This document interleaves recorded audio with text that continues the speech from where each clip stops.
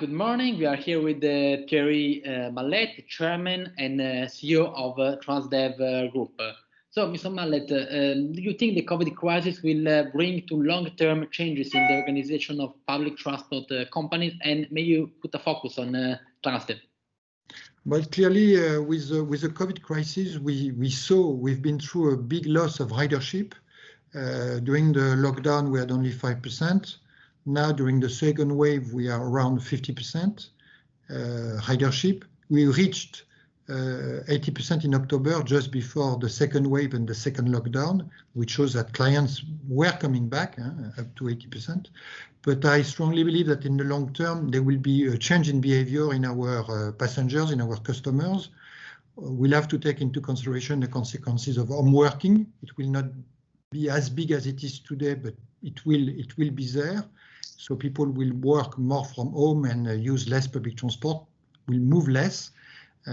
People are going to use also, which is very positive, bicycle, and will walk more. We saw that also during the crisis. And some people, by fear of public transport, may also decide to use more their cars. What the feeling that we have today is that probably between, let's say, 20 to 30% of our passengers may change behavior tomorrow. And what we saw at the end of the first wave is that it was difficult to go beyond 80% ridership. So we have clearly a question of economic model going forward. How to bridge this gap? Customers will come back, but it probably will take a few years. In front of that, we have several opportunities, or let's say opportunities or challenges. The first one is to bridge the gap of the economic model, especially in 2021. We may decide that in order to maintain the service, we will benefit from extra subvention. We may do a mix of subvention and a slight reduction of services. We may also adapt the service since we don't have the same ridership and the same structure of passengers. We may, for instance, decide that some of the offer in the center of the city, we have plenty of alternatives today, bikes and everything, may be used or may be redeployed in the suburbs where we know that we have a big demand which is today unsatisfied. It's also an opportunity to, let's say, improve the quality of service in peak hours and to reduce the cost of the peak hours, which is also a significant cost in the organization of our transportation systems.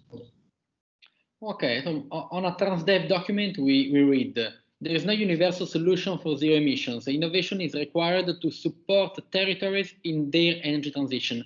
So in this regard, which trends are you observing all over the world in the areas where Transdev is present? Today, we are seeing a big move toward electricity, electric mobility, and especially toward batteries all around the world. But we are also seeing that a lot of PTAs are asking for alternative fuel, like biogas, like biofuel, especially second generation based on agricultural waste or bio-waste.